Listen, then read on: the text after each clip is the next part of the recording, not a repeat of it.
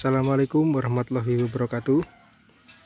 Halo Bro Mania, balik lagi di Mall Channel. Jadi hari ini video pertama mungkin ya, review motor. Mungkin kalau bagus nanti seterusnya bakal kita lanjutin lagi review motor yang lain. Nah, di depanku ini udah ada Honda Beat Street tahun 2022. Kita pengen lihat ada apa aja sih di sini. Nah, ini reviewnya spesial ya. Aku di kebun. Jadi suaranya ada suara walang sangit tuh. Ada suara anjing juga. Nggak apa-apa, biar seru. Nah, jadi menurutku nafasnya Beat Street ini emang motor yang buat petualangan, tapi gampang dibawa dan gampang dikendarai. Dia tuh bukan motor ber-cc besar yang buat adventure ke tempat-tempat yang berat, tapi ini motor yang buat adventure di medan-medan yang nggak terlalu berat lah, di yang ringan dan mudah dikendarai. Motornya juga nggak berat, ringan banget ini. Kita lihat ya, ada fitur apa aja sih di motor ini. Oh ya, sebelumnya mohon maaf karena motornya kotor, sengaja nggak dicuci karena sesuai medan yang ada di Sumatera ini ya. Nah, ini kita bisa lihat dari depan, masih layaknya Beat Street. Dia memang depannya kayak gini ya. Nah, ini kita bisa lihat ya dari depan, yang untuk tipe 2022 ini dia velgnya sama kayak Honda Genio ya. Depannya udah pakai rem cakram. Nah, ini dari Nissin, dia udah pakai kombi brake. Jadi artinya dia kalau ngerem rem belakang, rem depannya juga ikut ngerem. Nah, ini headlampnya juga udah pakai LED. Nanti habis ini kita tunjukin, tapi seinnya masih bohlam biasa. Nah, di sini juga dapat apa namanya ini, tempat dudukan plat plastik biasa. Nah, ini dari desain depannya, dia cuman punya dua warna ya untuk yang tipe 2022 ini, yakni warnanya hitam doff kayak gini sama silver. Silvernya kalian bisa lihat di video ini, nanti tak kasih gambarnya. Nah, ini motornya juga udah kotor. Nah, ini desain velgnya yang baru. Dia punya profil ban 80/90 ring 14 ya. Ini bannya standarnya federal ya, bisa kita lihat made in Indonesia. Nah, ini dia punya stripping yang baru juga, kayak gini strippingnya. Nah, ini juga dari samping kayak gini, ada tulisan Beat Street Garage. Ini ada gambar-gambar obeng. Nah, kuncinya tuh dia masih pakai kunci biasa kayak gini, kuncinya simple banget. Dia belum pakai keyless kayak PCX atau Scoopy atau motor-motor yang lain. Jadi ya masih pakai anak kunci lubang biasa kayak gini. Nah, ini kita bisa buka. Nah, colok kayak gini. Untuk ini seat ya. Kalau pertama ini, kalau ke kiri lagi itu kunci stang. Dia kalau ke sini buka kunci. Terus kalau buka satu lagi dia seat. Nah, ini kalau seat dia buka bagasi, sama untuk isi bensinnya ada di bawah jok. Dia tinggal tekan ini. Nah, itu langsung ke buka. Tapi nanti kita bahas yang depan dulu. Nah, kalau ini kontak ACC on. Nah, ini tampilan layar speedometernya. Dia biasa banget ya, nggak ada apa-apa di sini. Cuman ada kecepatan, terus di sini ada total range-nya. Ini udah jalan 57,9 kilo, sama indikator BBM. Nah, di sini ya kita bisa lihat BBM-nya full apa enggak. Di sini ada tulisan PGM FI full injection. Terus di sini untuk lampu jauh dekat nih ya. Yang sebelahnya lampu sen.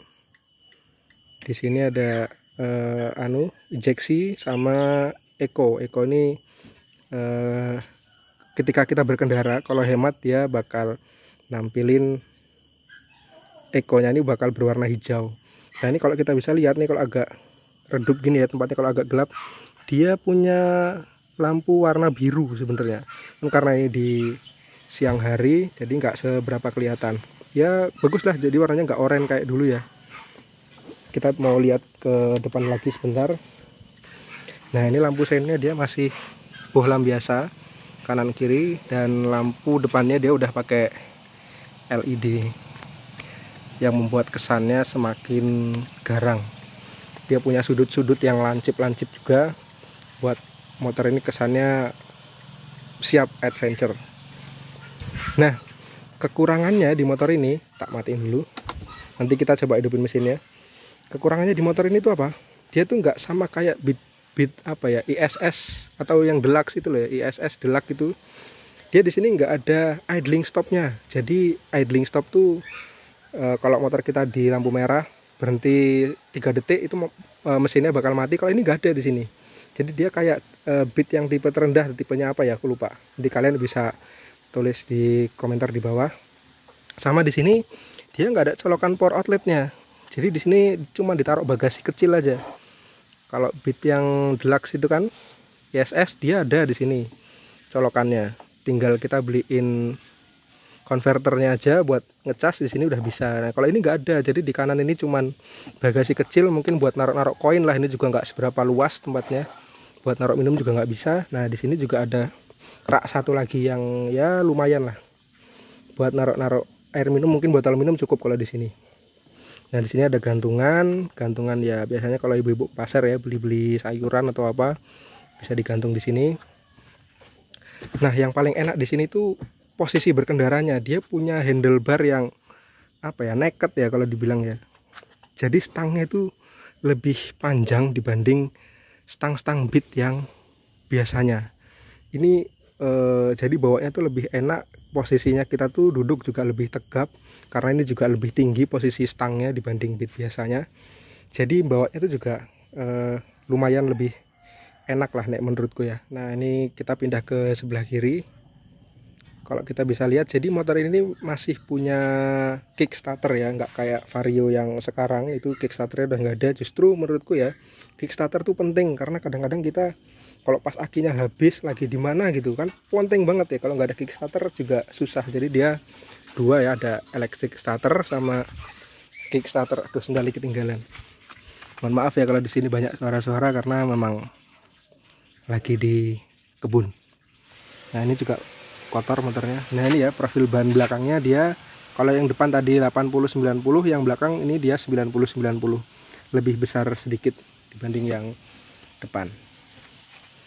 Nah, ini tampak sampingnya sama kayak sebelah kanan, ada tulisan Compact Sportmatic. Di sini ada tulisan ISP. Nah, di belakang juga ada dudukan plat nomor. Di sini ada emblem Honda, sama ada bohlam lampu di bawah sini buat nyorot plat nomor. Ini lampu sen belakang juga masih bohlam, lampu belakang juga bohlam, ini sen kanan juga bohlam. Nah, ini kita lihat dari samping. Nah, yang bagus dari Beat Street dibanding Beat biasanya, dia tuh punya apa ini, tempat kaki ya, pijakan kaki untuk penumpang belakang itu dia pakai yang besi aluminium, bukan yang besi terus atasnya karet. Menurutku ini bakal jauh lebih awet dan ya nggak gampang habis lah karetnya. Kalau yang karet tuh bisa kadang udah mulai habis, kadang kan kalau dicuci kan disikat, dipakai juga kadang kegosok-gosok, karetnya juga mulai habis. Kalau ini mungkin bakal jauh lebih awet karena ya besi semua, aluminium. Nah, ini kickstarternya biasa kayak motor-motor pada umumnya. Nah, di sini dia punya standar otomatis samping. Jadi kalau di standar seperti ini, motor ini nggak bakal hidup sama seperti motor-motor Honda yang lainnya biasanya. Yang Matic biasanya udah pakai kayak gini semua. Udah sih, kalau dari luar mungkin itu aja ya kekurangannya tadi, nggak ada idling stop, sama kontaknya masih belum giles, sama nggak ada power outlet buat cas HP. Kita buka bagasi. Bagasinya dia punya tangki. Oh ya, ini tak jelasin dulu. Jadi kalau kodenya di sini NK itu kode produksi 2022. Nah, ini dia punya kapasitas tangki 4,2 liter dan bagasi 12 liter ya, standar lah. Ini nggak muat juga kalau helm karena emang bagasi standarnya segini. Ini plastik tutupan jok sama dapat toolkit juga. Toolkitnya apa aja aku juga belum tahu.